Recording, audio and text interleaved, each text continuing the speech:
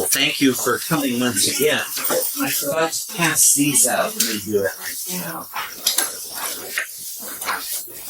While I do this, okay, just two and three. One is already passed out. We introduced ourselves yesterday, but maybe we could just go around and just say your name, just because there are new people today, as a matter of fact. Buenas. Mm-hmm. Yeah. Sarang. Shri. You want to Sarang. What's your name? I'm from Hyderabad. Hyderabad? I thought you were from Chennai. I'm from Chennai. He's from Hyderabad. Oh. And we got married and we moved here. And he's new to the Baba. Yeah. Welcome. Welcome. Rachel. I'm Carol. Mitra. Ira. Fred. David. Tara. And Rosie. Rosie. So let's see, what do we have here? We have, of course, Los Angeles. Let's make it as exotic as possible, and so you two won't be Los Angeles. Would you want to be Los Angeles or Iran? What is the question? I'm just trying to look at Multicultural. our more diverse places. I want to be Los Angeles. Okay, Los Angeles. And we can count you as Hyderabad and Chennai just to make it more exotic. Yeah. And Scotland, of course. Oklahoma. All right, there we go. Los Angeles. I'm supposed to go through. Oh, she What would you make? can introduce herself. Originally from India, The rain. born Muslim, Yeah. living in Los Angeles, but I am India, but Okay. I don't speak the language. And Ira is from the foreign nation of New York. Jersey. New Jersey. There's Morris. I grew up in Brooklyn, though, but that Okay. was an escape. So. Yeah. And I've mainly lived in the Bay Area, Washington, D.C. and Yeah. LA. Yeah. So you lived in the condo in Washington, D.C. I lived in the men's dorm of the city. And then I lived in a basement where I painted. And you're from? I grew up in Shaker Heights, Ohio, outside Cleveland, but I've lived a lot in the New York area, as well as Boston, Los Angeles, Chicago. But now I'm living in India for the next 7 years in Tiruvannamalai, South India. Yeah. Well, I was born on Long Island in New York, and I've lived a lot of time in California, but also over the U.S. and in India. What city in Long Island? Huntington. Yeah. I used to live in Patchogue. And I lived in Huntington. And what's that guy that Cat's in the Cradle and the Pilgrim? Cat Steve. Cat Stevens. No, there's another guy. Harry Chapin. Oh, Oh, Harry Chapin lives, used to be from Huntington, but New York Drive, as I lived on. Maybe that's true. yeah. How about that? One of the main streets. Cool. We got people from all over the place here. Wow. We probably saw each other about. We didn't recognize each other. You don't have Southern Hemisphere. And there's a lady that married Paige here. She didn't introduce herself. That's right. Very good. Mary Kay. Very good. Can you say where you originally from? What city? Love Plenty. Oh, you were born in California? No, I wasn't. I was born in Montana. Oh, Montana. Yeah. Big sky. Ah, yeah. Yeah. Mansari knew when she met me. I said, "Oh, I'm from LA," and she goes, "No, you're not." She knew the vibration. Oh, she knew. Mary Kay, I get that now. It's like I always, yeah. That's all we know now. Mary Kay and Carol are survivors of the program up at Marana 2 weeks ago. That's what they're here. That's why they're here, right? So if I falter, they'll just sort of jump in, Right, sure. fill in the explanations. The difficult sections, I'll just have to turn to you guys. We don't know where mom is from. Oh, well, mom was just there. She's from thinking side. You're from Shiraz? Oh, Yeah, I'm from Yeah. Iran, Shiraz. Yeah. Yeah. something that I thought about when I got Yeah. home last night, I was thinking about the book, the missing book. Yeah. The missing I book. went millions. And I thought about the fact that Paramahansa Yogananda spent the last years of his life writing a book called Second Coming of Christ. And he specifically told his organization not to publish it until after the year 2000.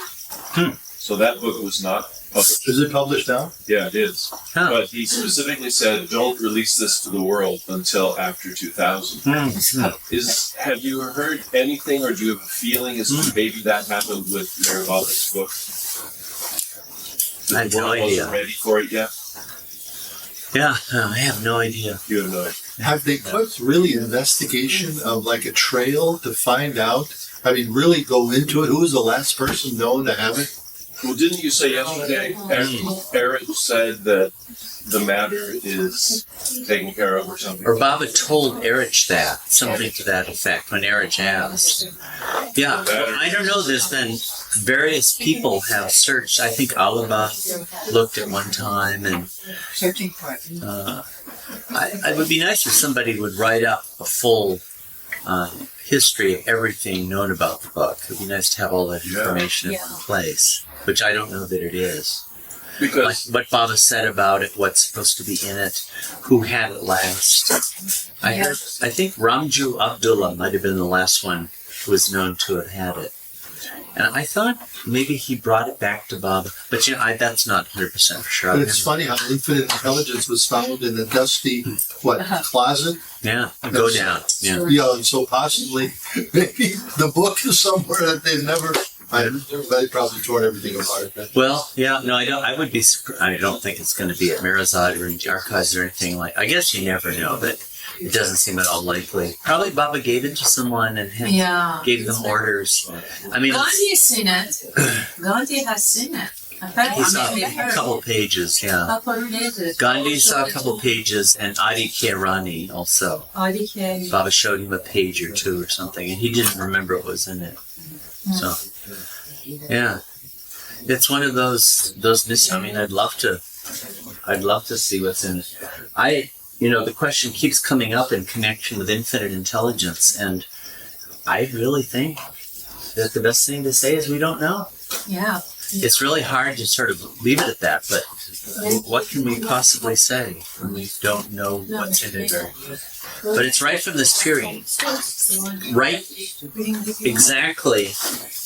Infinite intelligence was, if it was dictated as I'm supposed, it would have been right at the heart of the time Baba was working on the book.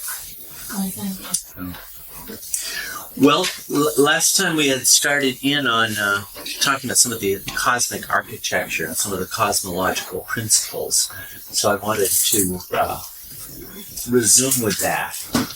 We had talked about the relation to the individual and the universal as a very central theme in infinite intelligence. And I have here that quote. This is on universal. I'll read this out. Last time I did, but it's easier when you can see it for yourself.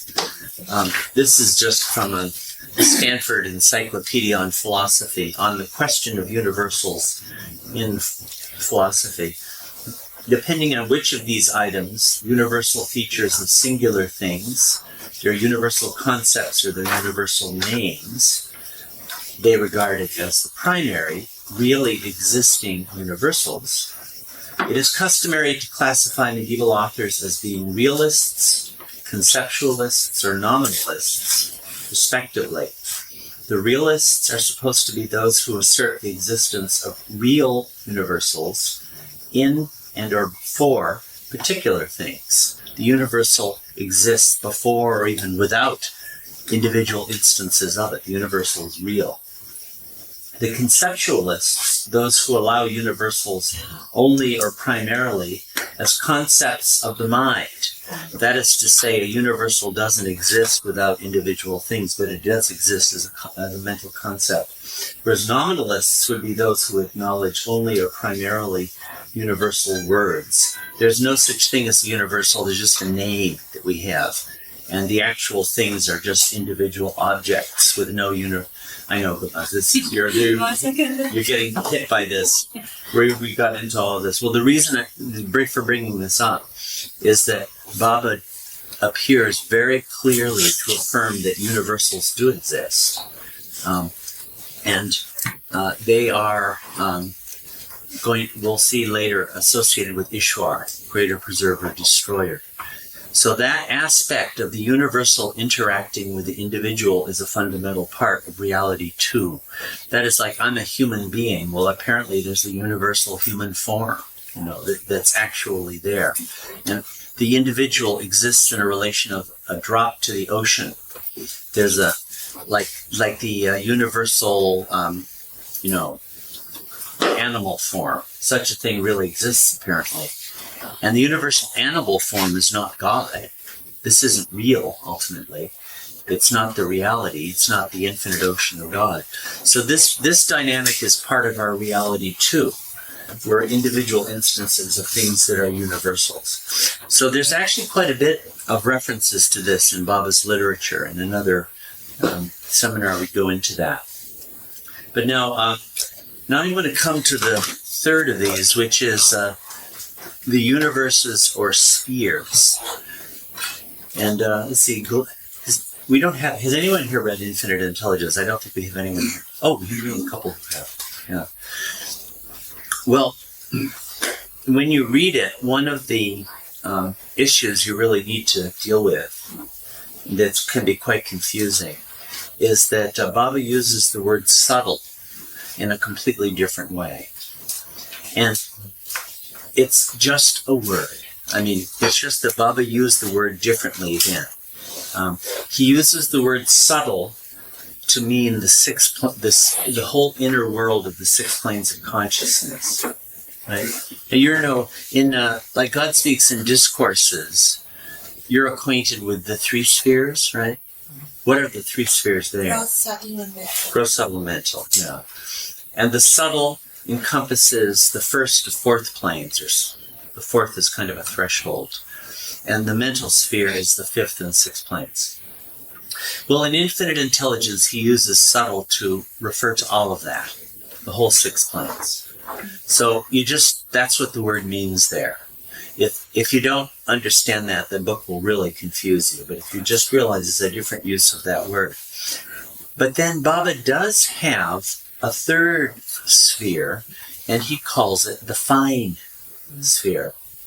And any of you know what the fine sphere is? Could we call it the soul? It's not the soul exactly. It's a state of the... Beyond God and beyond God's state? It's not those either. It's actually part of... It's like, let's say the universe. In Mahapralaya, you know what Mahapralaya is? The dissolution of the universe. Where does it go?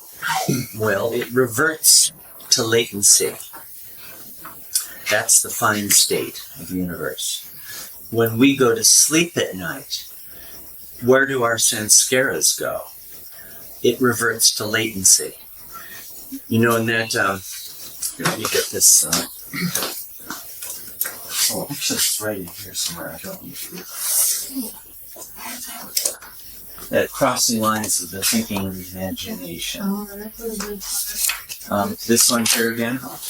It's like, this is the subtle universe and this is the gross universe. That's why the diagrams in Infinite Intelligence show just 2 universes. It doesn't have a mental. Baba wasn't talking about the mental at that time. But when you go, like in sound sleep, it reverts to that. It reverts to the end point. It reverts to its start. So fine is the term Baba uses to designate what happens to bodies and universes in the state of sound sleep. It's latency. Right? Do you get that? Do you understand that? It's just a word Baba had. It's a very useful word, and I think we should bring it into the general discussion of Baba's philosophy and other things. Question, don't you think, though, that fine, roughly speaking, corresponds to what he later called the mental sphere? No, I don't, because he consistently says in sound sleep. But is there not some indication that in sound sleep, things rest in the mental sphere? Is that... It probably has a relationship to the mental sphere in some way. But people who are mental conscious are awake. True. And they have sanskaras that are active there. But in the fine state, they're not. All right. Sound state. But it's probably... It's a question mark. It is, well, yeah. Or at least for me it is. Yeah. To me, it's very certain that he is referring to sound sleep, which is not the same state as a mental conscious soul would have. Sure. But there seems to be a closeness there, because the seeds are there in the mental sphere. Yeah, that's what I was thinking. Yeah. They'd be located there, probably. I mean, it's at the root of mind, or at the root of the mental sphere. Something like that is probably the case. So this is this shows how these spheres relate to each other in the God speaks lingo, right? In fact, I have another one I'll show in a second, but in God speaks and the discourses, that is everything else of Baba's that we know of. There's a gross sphere, and that means the same thing in infinite intelligence. In God speaks, there's a mental and a subtle sphere, and those two together correspond to what is called subtle sphere in infinite intelligence. In infinite intelligence, there's a fine sphere, and there's no corresponding term in God speaks. You won't hear that discussed. It'll say latency, or words like that will get used. And both have a real sphere also. So this is one of the things you really have to get used to when you're dealing with infinite intelligence. In fact, I have a bunch of, let me show, where is this all? Yeah. This is another depiction of the same thing. So the subtle in infinite intelligence encompasses the 6 planes, whereas the mental is 5th and 6th in God Speaks, and the subtle is 1st and 4th in God Speaks. The fine has no corresponding term for it. So Baba gives a different model for the universe here. And this is, this would be let me give an analogy for this. I'll be saying more in a minute that I think helps to explain why Baba described things in this way. But let's suppose you're wanting to give a basic geographic description of the United States with mountains and plains, say. And I might say, well, the United States is divided into 2 fundamental geographic regions. There's east of the Rocky Mountains, and there's west of the Rocky Mountains. But then on another occasion, I might say there are 3 spheres. There's west of the Rocky Mountains, there's between the Rocky Mountains and the Appalachians, and there's between the Appalachians and the Atlantic coast. Yeah. Well, it's a description, It's not like America suddenly undergoes a huge geological upheaval when I change my description that way. If you really want to know what America's like, you got to go there, And the same thing is true of the planes of consciousness. If you really want to know what these 6 planes are like, you have to actually become spiritually advanced and experience them, because no description of them, that's the problem with, the human mind. It takes the map for the reality, the description for the reality. So at this time, Baba was describing it this way. And in fact, there's a very good reason why he was doing so, which takes us to our 4th cosmological principle here, which is the 3 states of sound sleep, dream, and wakefulness. Of course, you all know what those are experientially. This is universal human experience to pass through these various states. In Baba's cosmology, as in Vedanta, these are actually cosmic principles. They're not just states of our experience. They describe the phenomenal reality also.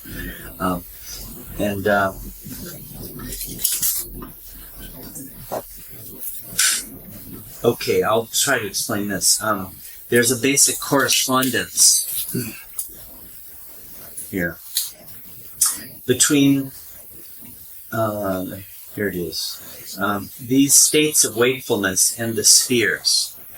That is to say, in sound sleep, you experience, or I don't know, we don't have a word for what your experience is when you're in sound sleep, but let's say, I'll use the word experience.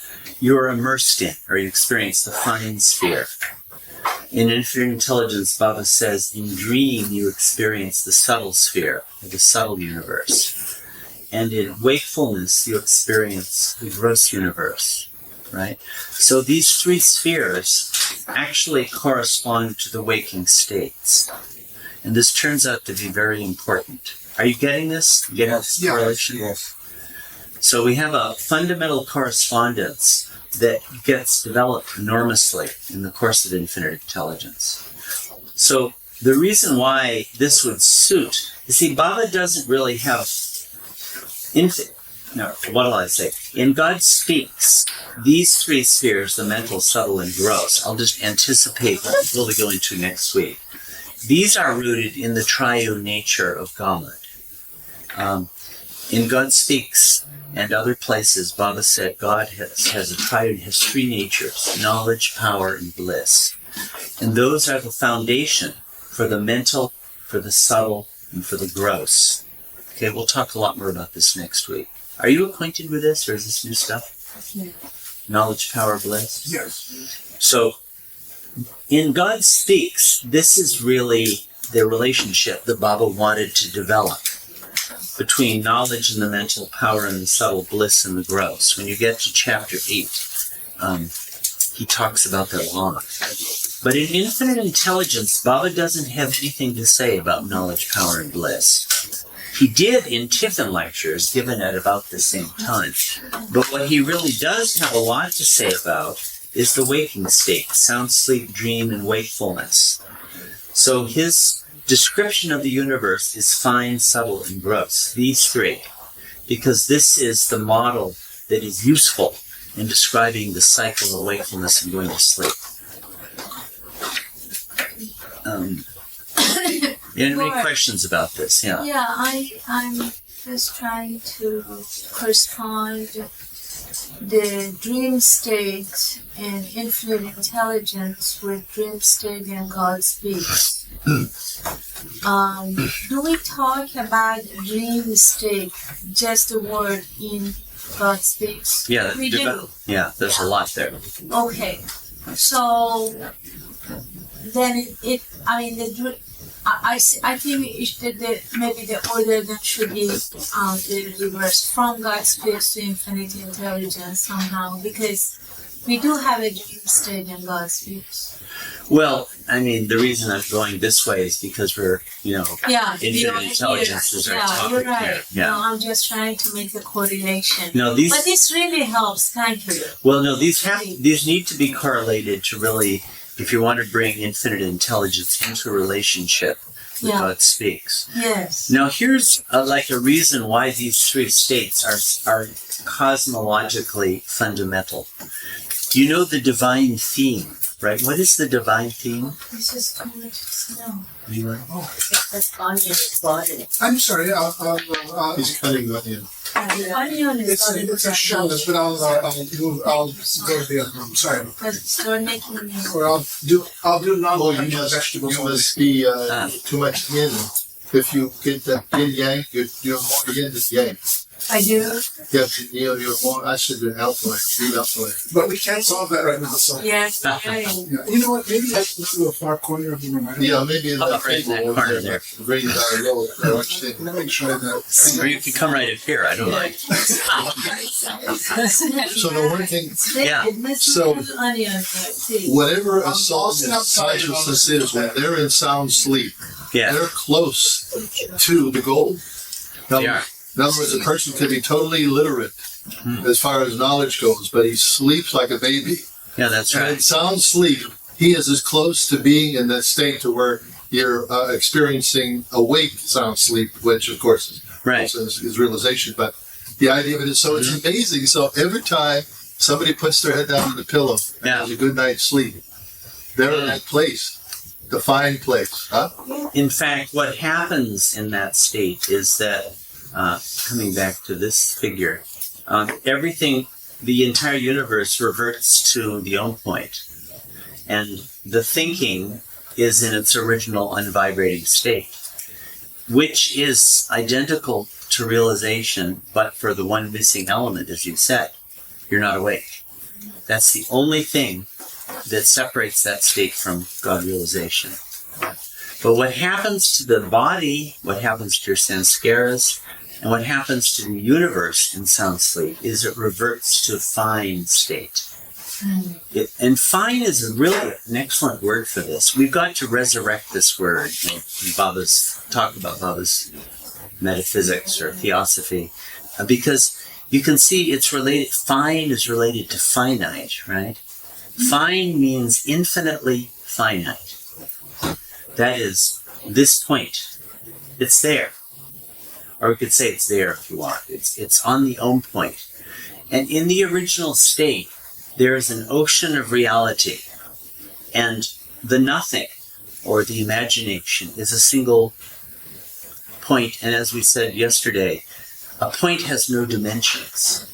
It has no space. It has no surface. It has nothing. It doesn't exist, actually. That's what everything reverts to in the fine state. So fine is a designation for what happens to everything, bodies, universes, sanskaras, in sound sleep. That's what that word means in infinite intelligence. See? So it relates to the dream state.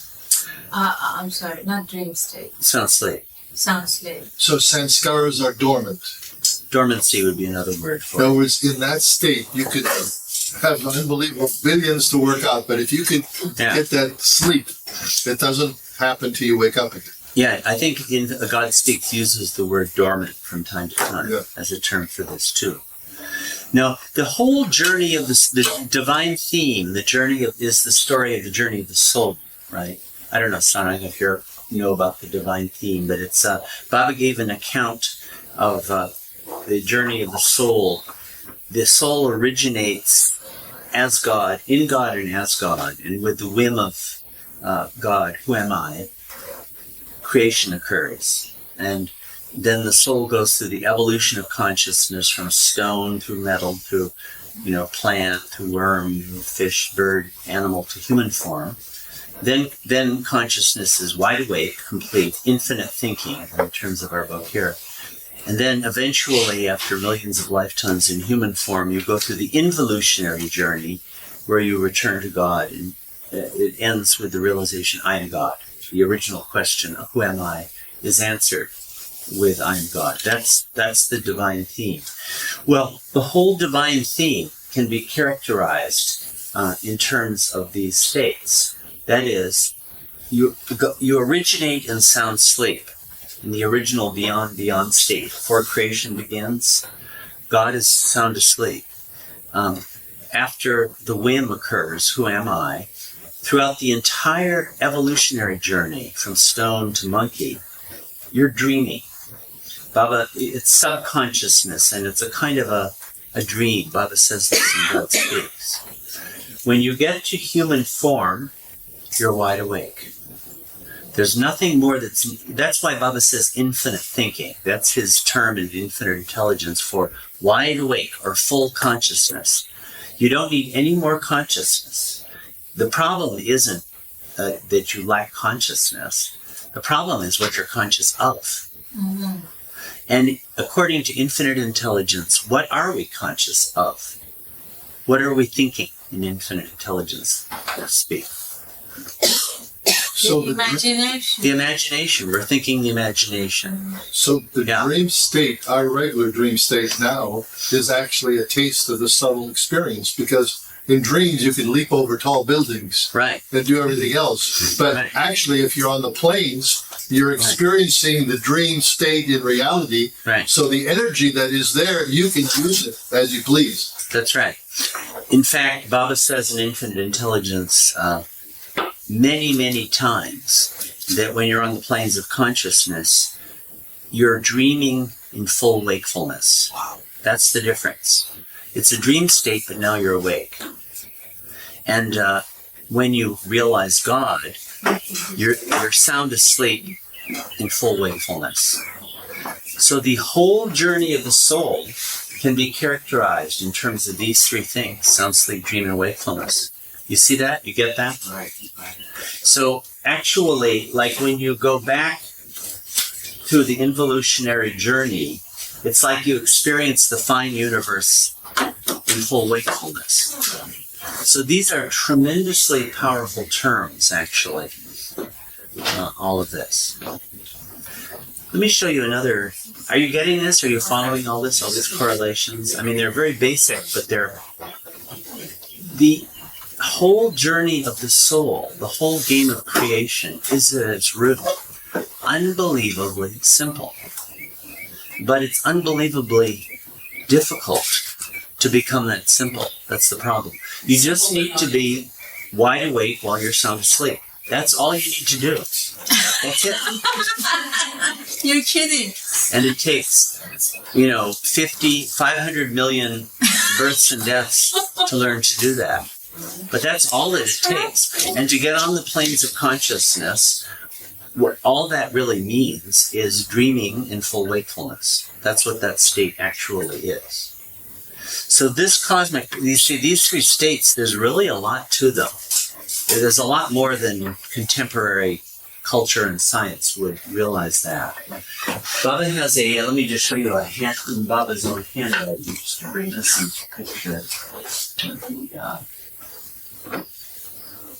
Oh, no, here it is. Yeah, this one. So, as you're looking through that to be dreaming in a state of wakefulness is to reach to some state of being, right? As a human, as a thinking. Yeah, the thinking, when you dream in full wakefulness, that means you're on the planes of consciousness. You're a master. Or not, that's what it's saying. You're a saint, you're an advanced soul. Yeah. You dream in full wakefulness. And here's a diagram that Baba drew. When you dream in a full wakefulness, means that you are conscious of the imagination, right? Yeah, you're still thinking the imagination. Yes. That doesn't. Are you That's detached from it or something? well. You're still bound. You're still bound. It's just you're thinking a higher form of here in infinite intelligence. You have the gross imagination and you have the subtle imagination. Oh. It's just that you're thinking the subtle imagination. Isn't it a vibration that's higher? It's a higher It's a vibration, higher vibration. but it's still a state of. Baba uses the term there, banda. A banda is a slave or someone who is bound. You know that word, banda? You're a banda still. You're a slave. You're a slave to the illusion. You're still thinking the imagination. It's just a higher kind of imagination, that's all. Is that an airplane to get there? Well, now this is a diagram. Where's that here? Let me just. Yeah, 650. Yeah, Here it's it's 650. yeah, that's another version of it. Yeah. Yeah, it's a different version. Yeah. 650. But, Oh, Yeah. it's on 648, figure 25. yeah, so this is Baba's own handwriting here where he shows this. I don't think it's in the packets. Is it in the, Mikey, yes, I think it is. 650. I think in those packets you can find it too, as a matter of fact.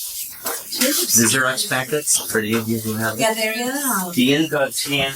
Oh, it's in, Page 29. it's in the back of the book.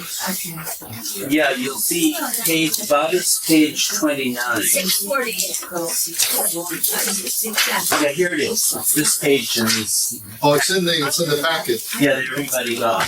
It's in the packet. It's it there. It's it's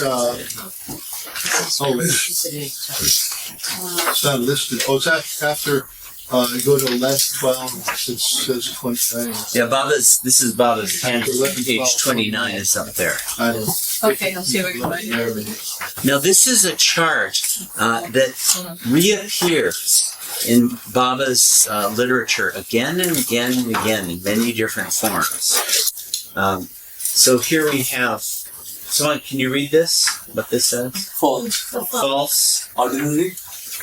Awake state. Awake state. Okay, that's what we're experiencing right now. Unless some of you are on the planes of consciousness. Anyone here on the planes of consciousness? Oh, I am. Okay. Rosie's way out. Oh, But yeah. people like me, last lifetime I had a tail. And this.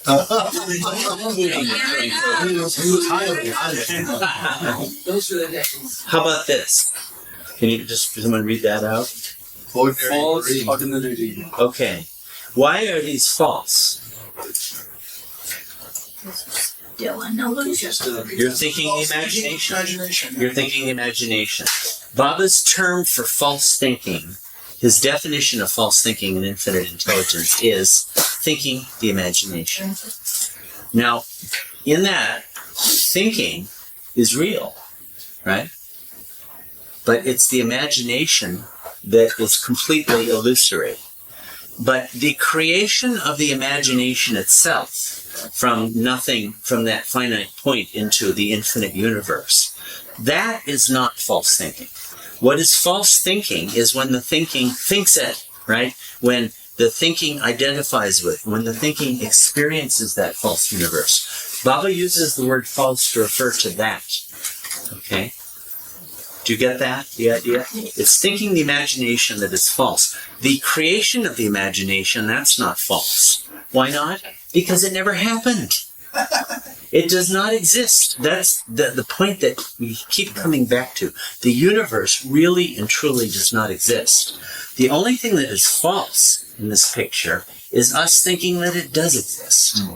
That's But I the... thought through that diagram you showed last yesterday was it just in one glance it got created, Right. the whole imagination, and that's it. Yeah.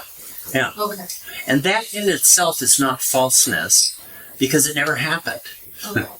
But it's the thinking of it, it's the identification, it's experiencing it where falseness. So both of these states are false states. But now we get to ordinary sound sleep here, which is in the middle. And it's very interesting. Baba doesn't characterize it as either false or real. Because, well, anyway, a whole series of diagrams, 5 or 6 over 30 years, have the same characteristic. It's kind of hard to say what it is. It's the ordinary state, but you're not experiencing anything at all. But when you get into, now these are the planes of consciousness, the 6 planes. The divine true dream, and that's Gujarati. I think that's Turiya, which the 4th state means Turiya Vasta, i.e. 7 planes and their manifestations. By 7, he means planes 1 through up until 7. Okay. This is the divine dream because you're dreaming in full wakefulness. You're wide awake while you're dreaming. And he characterizes it as real. And Baba will do this from time to time. It's on the real side of things. You're not yet experiencing reality. You're still experiencing the illusion. But it's a real illusion, so to speak. But here, this is divine awakening, i.e. sound sleep in the wake state. And this is the state of God realization. Yeah.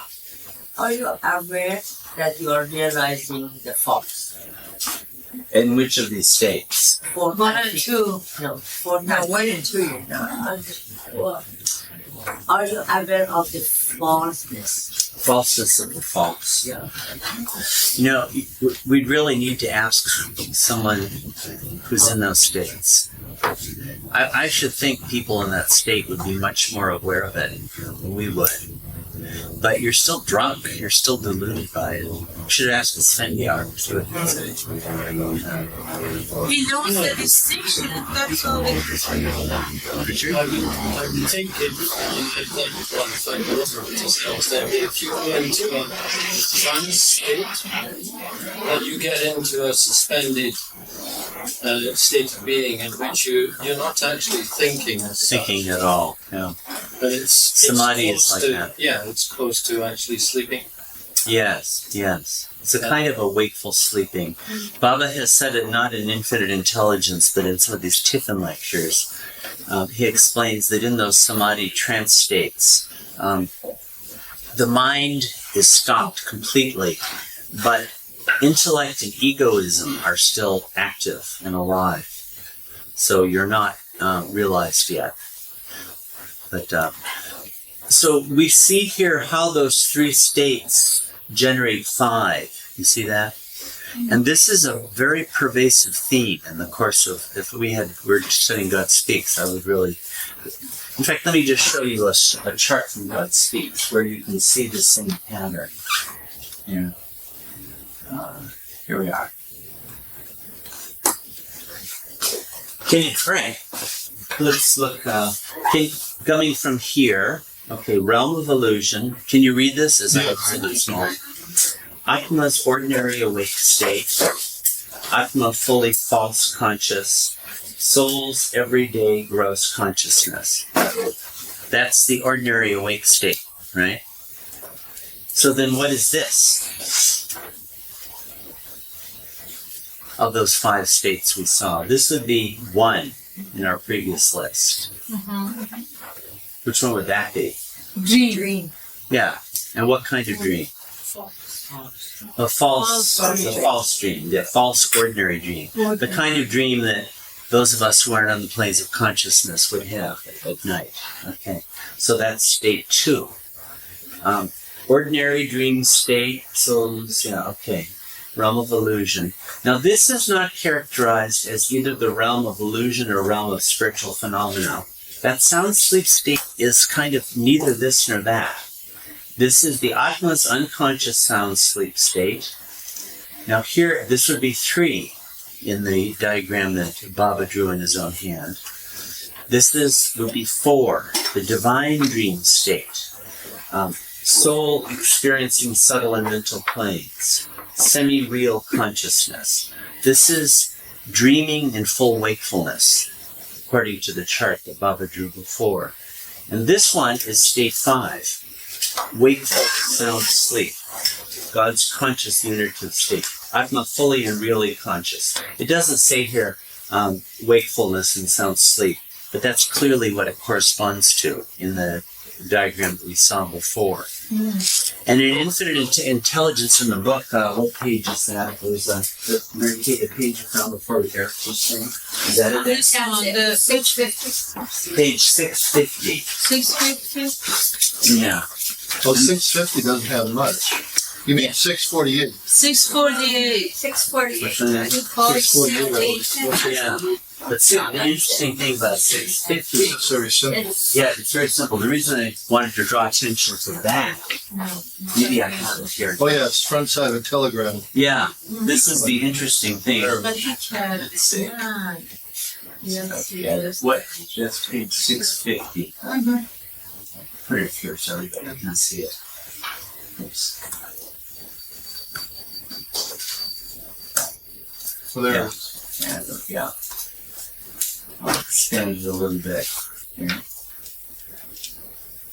The interesting thing about this is that this is appears on the back of a telegram, and this is in Erich's handwriting, 1954. Well, this is exactly the same as the diagram Baba drew, right? that one that you have in your packets with those same 5 states. And this is almost 30 years later. So obviously, Baba dictated this to Eric. Eric wouldn't have been thinking about these things for his own part. So this is, and to me, when I look at this, I think, well, this is the foundation of that chart in God Speaks we looked at just a minute ago. That's just a more elaborated version of this. So evidently, this is a very fundamental idea in Baba's mind, if we can talk about in Baba's mind, these 5 states. And there's a discussion of it in God's Hand that you could read if you want. It's around, I don't know, page 30 or something. And it's as if when you enter into the planes, it's like you're going onto the far side of sound sleep. That's my impressionistic description of it. Instead of the daily cycle this way, you start to cycle that way. So apparently you pass through, there's some kind of an experience or some kind of a metaphysical reality of passing through sound sleep as part of entering into the planes of consciousness. This is my interpretation of what I read there. So these states are very fundamental and very deeply significant. And they're part of, the whole cosmological picture. So that's what I wanted to do. These are a review of those. So to look at these once again. So what? Yeah. I'm trying to understand the difference between false waking and false dream.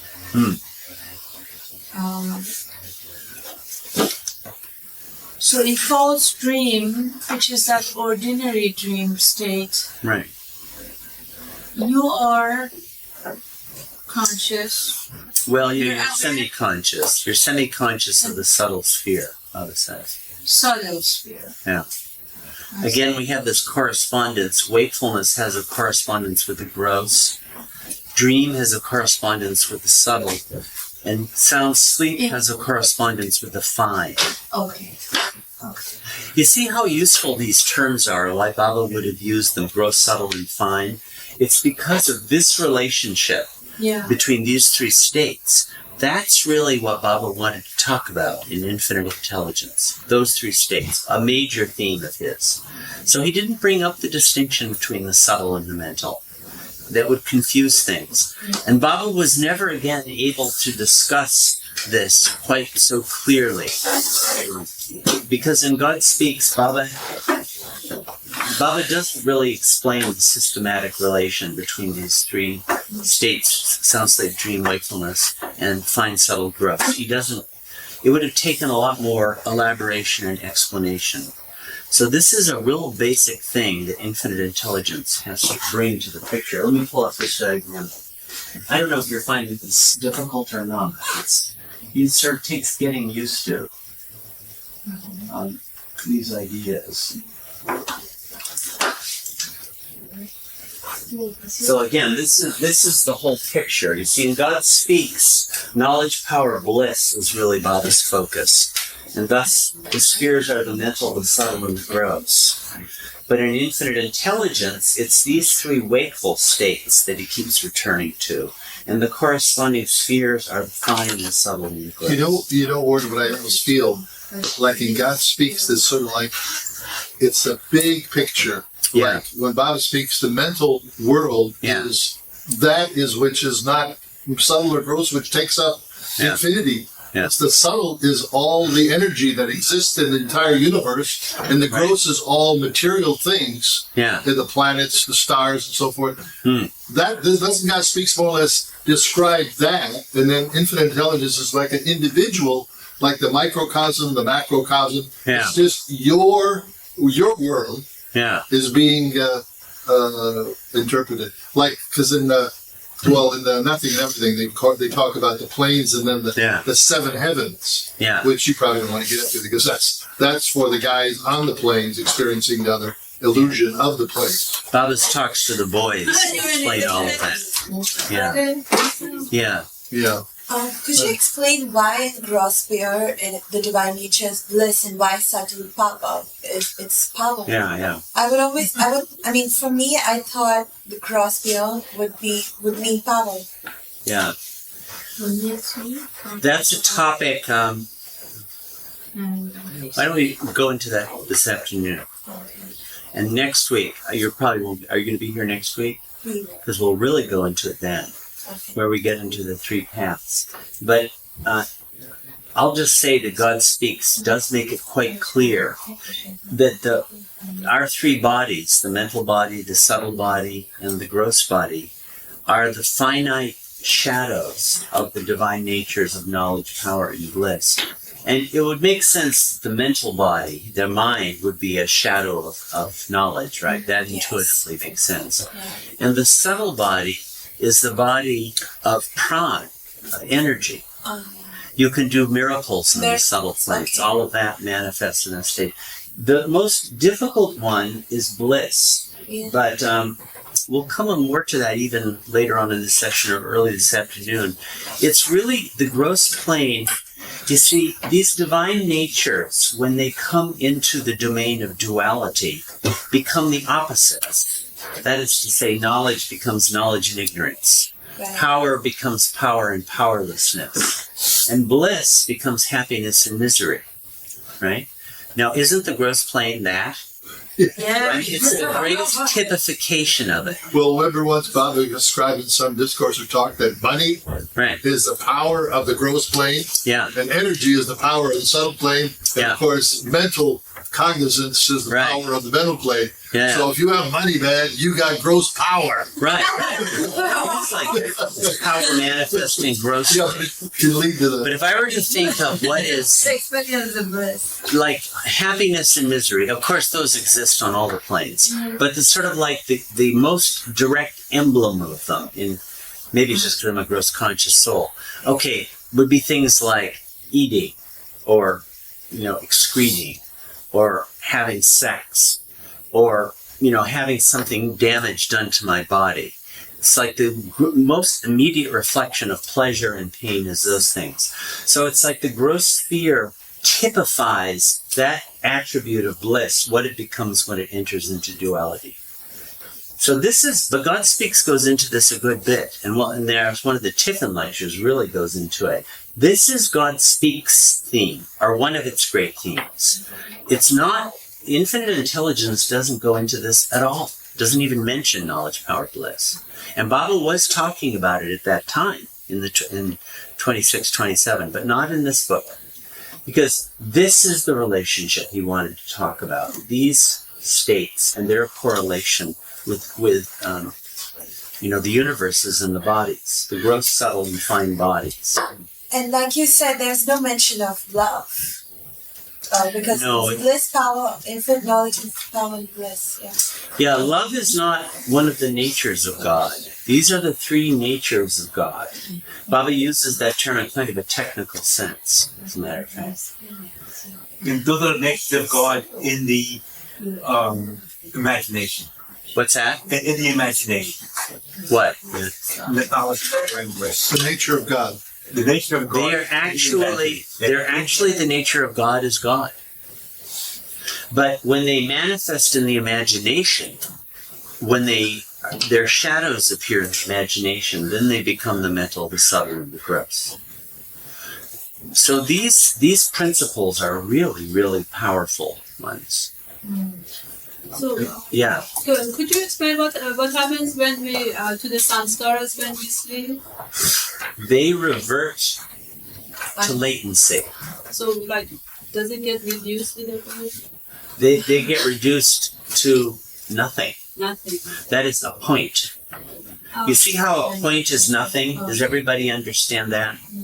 A point has no dimensions at all, mathematically, right? So it doesn't have any width, doesn't have any height, doesn't have any depth. It has 0 dimensions. Really speaking, a point has no existence in the physical universe. That's what happens to all of our sanskaras. They revert to the own point. Total latency. But in the original state of God God is the reality, and the entire created universe is a point of nothing in it. So it goes back to that state. That's what this is. This is all a point. Okay. So now I wanted to should I mention some of these? I'll come to some of those terms later. How Ishwar relates to all of this. Because Ishwar is the huge player in this whole story. And this is, I would say, the other huge topic that infinite intelligence really develops. Just as it develops these really thinking and imagination, but these other topics are more developed in infinite intelligence, more explicitly than anywhere else. But also Ishwar is. Now, Ishwar in India, you I'm sure know the words, right? Shri, it's God, basically just the Lord, right? A general term for the Lord. What it let me see. I'm trying to think how many of these terms I should hit you with. Are any of you acquainted with Vedanta at all? Yeah. In Vedanta, in the work of the great Shankara, who is the greatest philosopher of India, probably, he was a perfect master, died about 820. He uses Ishwar to refer to the theistic aspect of God.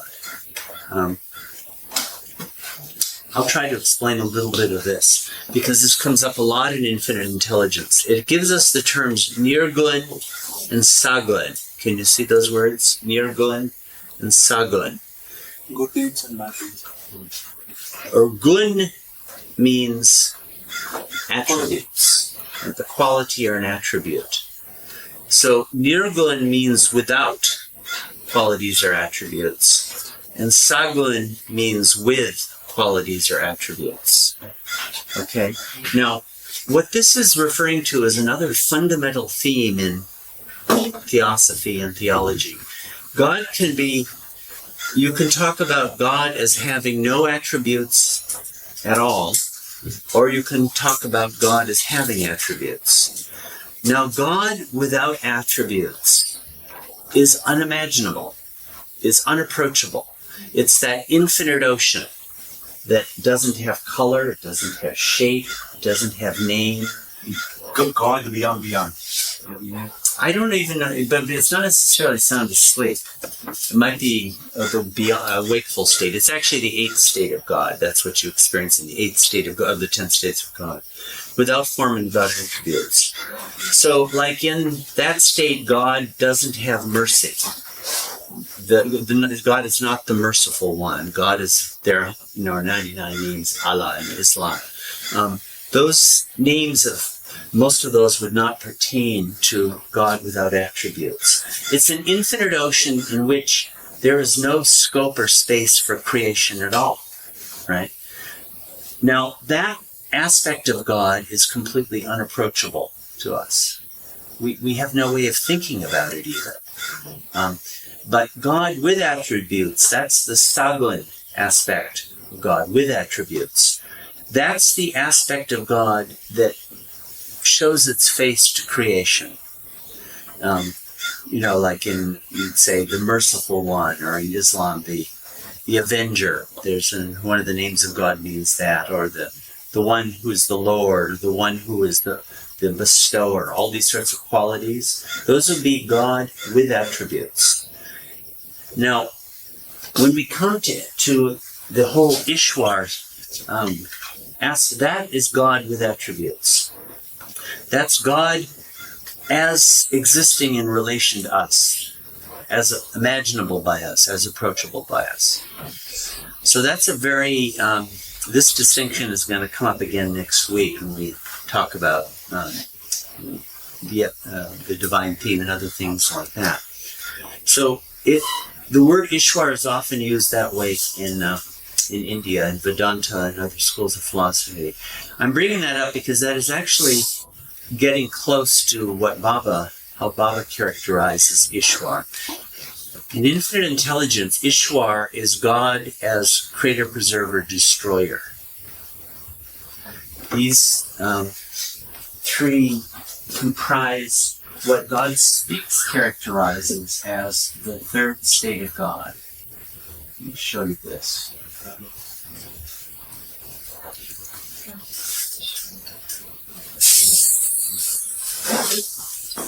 We won't spend a lot of time on this table, but do you know this? Are you acquainted with this table, this chart, a lot of you? No. Yeah. This is the 9th chapter in God Speaks, which is very key chapter. But, okay, this is the beyond state of God. I won't go into its complexities. So God this is actually God without form and without attributes. And this is God as the perfect one, as the perfect master, with form and with attributes.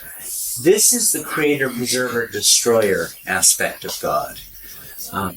And infinite intelligence has more to say about this than you'll find anywhere else in Bob's teachings. Now, this is the peculiarity of it.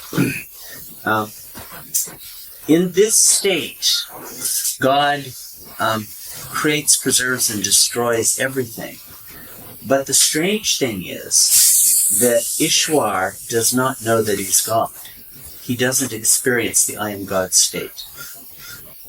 And this is another one of these things that's kind of hard to explain. But Ishwar is unlimited. Ishwar can do anything, and he does anything and everything is done by Ishwar, really speaking. Ishwar is not bound. Ishwar is not limited. Ishwar is infinite. But the thing is that Ishwar never turns back to think of himself. It's sort of like Ishwar, you might say, is the ultimate extrovert. Ishwar is completely oriented towards the universe, the state of God. So that, like, if you ask for something, you're, say you're sick, and you, oh God, cure me, don't let me die, or, oh God, I need to have a job, or whatever it may be. It's Ishwar that would answer that. We'll see a lot more about that next week. It's that aspect of God that does. And Ishwar embodies perfect justice. All these qualities of God are manifested there. But Ishwar never stops for an instant to have the I am God experience. It's a very strange state of God here. Does Ishwar know he or she is God? No. I mean, if you were creator looking down without knowing what it is. Yeah, I know, it's very strange. I mean, I suppose if you were to meet Ishwar and say, hey Ishwar, are you God? Ishwar would probably say, yeah. But in the same way that I could say that too. But it's not my immediate experience at this moment. And apparently Ishwar does not experience it either. Because Ishwar is all the time focused on the universe. Is it self-conscious? No. No, apparently So not. it's like not like us in that sense. Yeah, no, there's no egoism there. No, there's nothing like that. Another way to say this is Ishwar is a principle. Yeah. Really speaking, Ishwar is completely incomprehensible. As we go into it more and more, I think we'll see that. So, would you call Ishwar Maya? I would not say Ishwar is Maya itself. Maya, I would characterize as the principle of ignorance that makes the real appear to be the false, and what really exists appear to be non-existent, and what is non-existent appear to be existent. It's the principle that makes nothing seem like everything, and everything seem like nothing. And Ishwar is not that principle, but Ishwar is the one who does it. So if I yearn for something, that goes out in the infinite consciousness. And the dynamics, Ishwar would receive that. If it was something relating to the universe, if it was a desire for something in the world, it would go to Ishwar, as a matter of fact. So Ishwar creates, preserves, and destroys infinitely. Now, in this diagram that we keep returning to because it's so fundamental, it's like what is it that causes this point of X to become the infinite universe? What is it that makes the most finite imagination appear to be the infinite imagination? What is it that creates the universe? It's Ishwar. This is Ishwar's domain. So Ishwar creates the universe, Ishwar sustains the universe, and Ishwar dissolves the universe. There is an aspect of God, there's a state of God that does this. This, you might say, is Ishwar's terrain. So we were talking yesterday about how our experience involves this interaction of thinking and imagination. Well, you weren't here yesterday. We'll talk about all this. But you remember all of that, right? Mm-hmm. So we think the imagination, that's the basis for our experience. Well, there is, in fact, a dude involved in that, Ishwar, who's constantly creating, preserving, and destroying the imagination for us. That's all the time going on. So Ishwar is a major player in this story. Remember all this, Mary Kay? Yeah. I like it. Yeah, Ishwar. Yeah, we'll see. So this is we're going to look at Ishwar in relation to these cosmological principles now. Do you want to ask anything more about this or bring up anything more about this juncture? Big juncture. This juncture we're at right now. So the archangels and angels are under Ishwar? I presume so. I don't know. Because he's involved. Ishwar is the Lord of the universe, actually. Yeah. So everything within creation is part of Ishwar's domain. So are you? Is he saying that Ishwar has some very subtle form because it's in, but it's too kind of or Ishwar is actually formless, and but Ishwar is the creator and preserver and destroyer of all forms. Everything. All forms are created, preserved, and destroyed. All the time on board? Yeah. Every second? Yeah. Well, couldn't you say that God, in some respects, has like 4 aspects? In that you have Ishwar, which is dealing with the illusion side. You've got the beyond God aspect, which is the opposite, which is the very fine nothing and latent potency of God. And then on the other 2 aspects, or those 2 spheres, you've got without attributes and with attributes. Yeah. As a made up, characteristics of God. Yeah. One more thing, what? Well, let's see, with that probably gets us back to the 10 states of God chart, where we do have with attributes and without attributes. And we're dealing with this illusory aspect. Right. Ishwar himself is without attributes, but manifests infinite attributes. Yeah. Is thinking aware of Ishwar or conscious of it at some point? Well, in any of those states? I mean, it's almost hard to answer because Ishwar is omnipresent. Omnipresent. It's like, is the precondition of every experience. Precondition of every You can't experience anything without Ishwar's involvement. We'll be going into this more as we go into some of these other diagrams here about this. The role of Ishwar is mind-boggling, the extensiveness of it. But Ishwar, in brief, is the one who keeps negotiating this movement. Okay, we were talking about sound, sleep, dream, wakefulness, right? In sound sleep, everything is there. In dream, everything is subtle, right? And in wakefulness, the universe is gross, manifest as gross, right? We were talking about that correlation here. Yeah. Ishwar is the one who keeps creating, preserving, and destroying all of this, back and forth, and back and forth, and back and forth. And all experience depends on Ishwar doing these things. So Ishwar doing these things? Creating, preserving, destroying the universe all the time. On the universal scales and on individual Beyond scales. our control, that's thinking.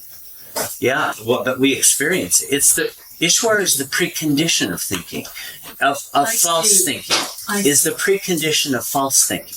Okay. Because there's no imagination for us to think if the imagination has not been created, right? Right. So, who's going to create it? Ishwar. So Ishwar, you see, yesterday we were talking about thinking the imagination, but we didn't ask the question, who creates this imagination? Of course, The irony is that actually the imagination is never created at all because it doesn't exist. So Ishwar is the ultimate trafficker in nothing. You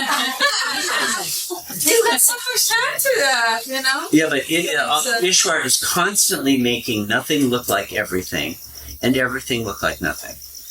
Everything, this is turned into that, and that is turned into that. And Ishwar does it to an unlimited degree all the time. So, think like an earthquake.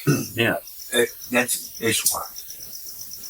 Yeah, all those developments. We'll talk more about this. We're coming into this. I want to be sure we get to sound, sleep, dream, wakefulness to show. I mean, it's actually completely mind-boggling, the role that this Ishwar plays. The human mind really can't begin to comprehend it. It leaves you in total bewilderment. If the third state of God is like this, holy smokes, what is the beyond state like? You know? We don't want to go there. But, Ward, can I please ask if you can explain that access, the one with the X on top? Yeah. This one, yeah, the one that Ishwar is taking care of. Yeah. So